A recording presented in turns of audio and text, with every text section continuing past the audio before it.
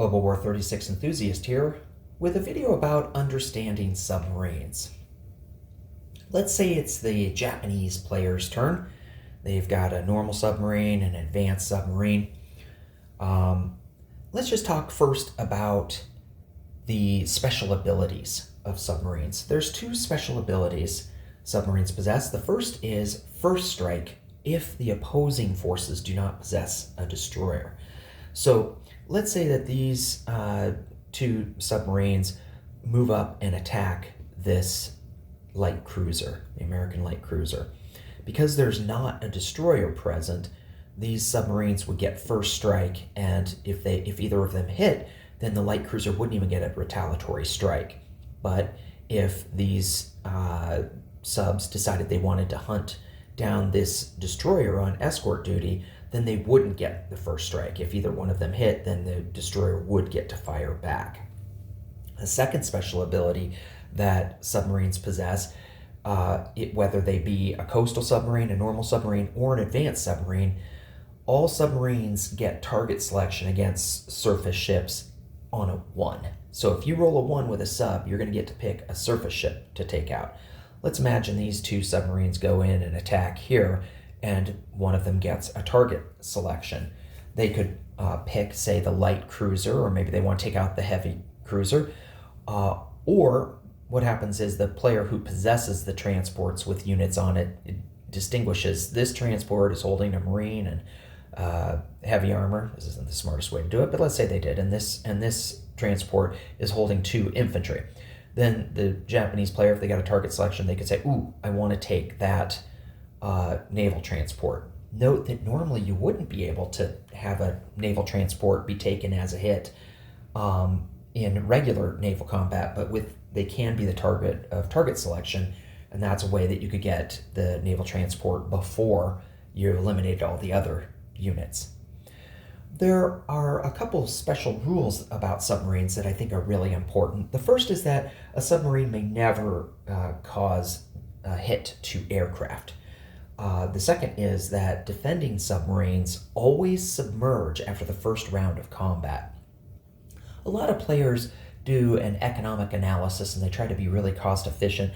They might look at what is the best way for me to absorb hits in a land battle, and that would be militia. Militia only costs 2. And then they might look at naval units. What's the cheapest naval unit I can get to absorb hits? And if I have improved construction, I would only have to pay 5 for each submarine.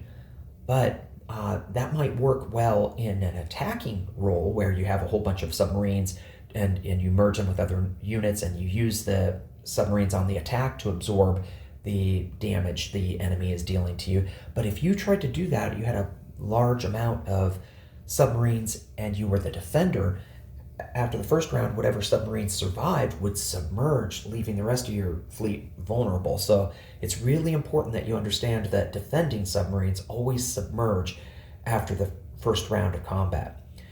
Let's look at various movement options for submarines. Let's say that it doesn't matter whether it's a submarine, aircraft, or any other naval unit, even another transport. Opposing naval transports can be ignored for the purposes of movement. Of course, this submarine could go in there and attack that naval transport, but it's perfectly reasonable for just walk on by and keep moving. Enemy naval transports do not stop your movement. If this submarine goes into a sea zone that has another submarine, basically submarines, without any other surface ships, they're going to peacefully coexist. They're not going to attack each other. Unless there's aircraft on map, you basically can't force another submarine to engage. They can decline, and these submarines could just walk right through. If these submarines were to move into this sea zone P-37 that contains both a submarine and a naval transport, again, that's a situation where the attacker could just say, I don't want to stop, I want to keep moving. But if they did elect to attack this naval transport, then we just have naval combat where both of them would get first strike, because both this sub and these subs would get first strike because there's no opposing destroyer. You just follow the naval combat sequence. Let's talk about if these submarines went after a surface warship. Well, they could just bypass it. If there's not any aircraft on Maritime Air Patrol, then submarines are not obligated to stop. They could just keep moving past this light cruiser. But if they wanted to, we kind of already played that out. They would have first strike because this doesn't have a destroyer. Now, if they go over here to this destroyer that's on escort duty, when you attack ships or when you move into a sea zone, whether you be a surface ship or a sub, units that are on escort duty don't get the chance to stop you. You can attack them if you want, but they're not a speed bump for you. You could just pass by. Finally, let's look at attacking subs moving into a sea zone that has a unit on Maritime Air Patrol. There's two different paths here. If you're just moving in to attack this, it proceeds just like this attack, naval combat sequence. You could move in these subs, you could move in this navy and just have a battle, a normal battle. But if you wanted to keep moving, then the aircraft that's on Maritime Air Patrol has the option to attack you. And this would occur, instead of occurring during the combat phase, it would occur during the combat movement phase because you want to keep moving with your submarines. So you move into here, you say you want to move somewhere else. You don't have to tell them where, but you're like, I want to keep moving. Do you want to engage me?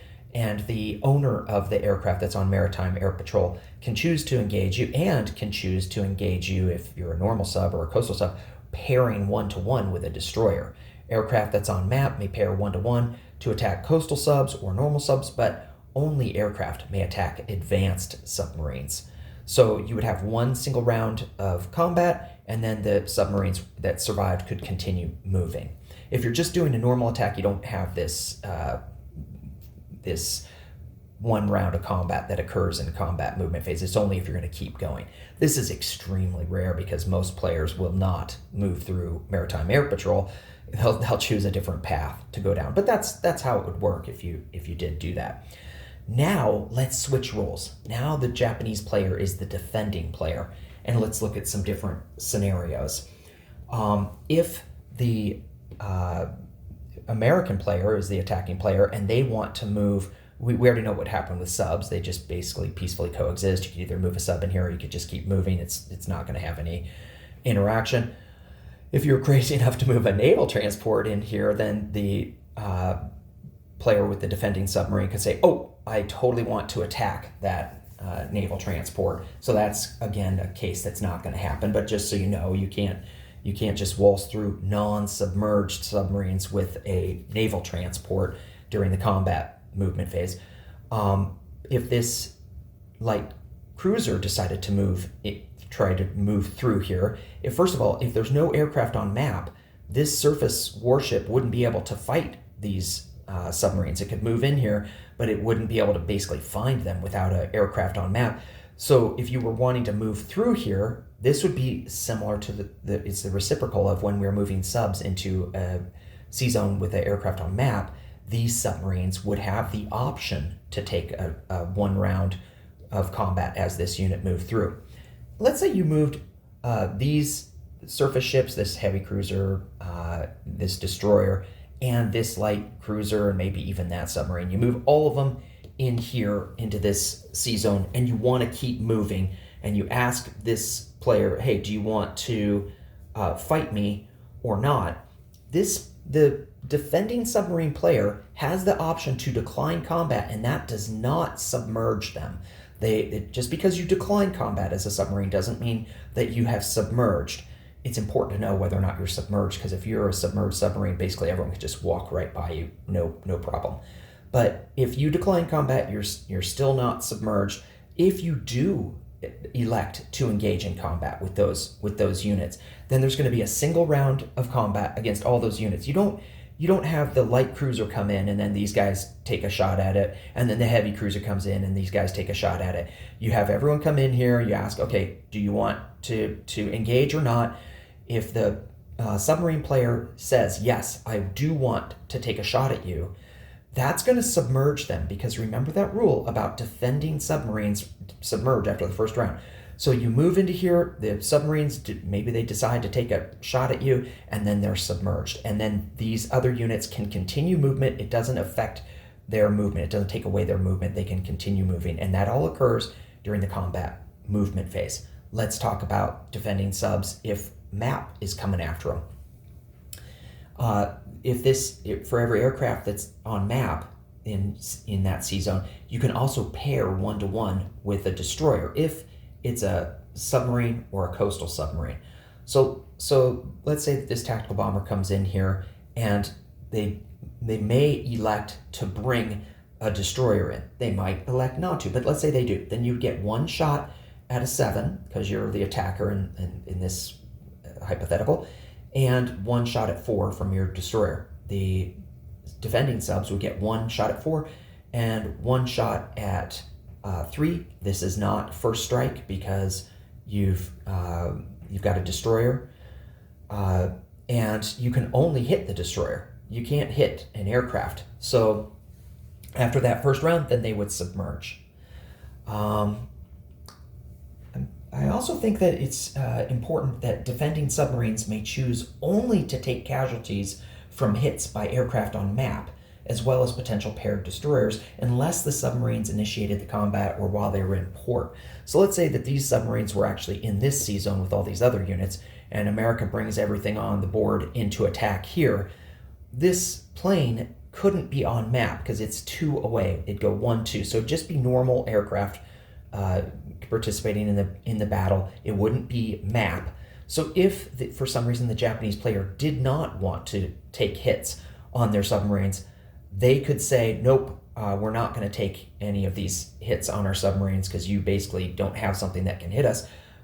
They may choose to, if they want to, they may choose to take the submarines, but they don't have to.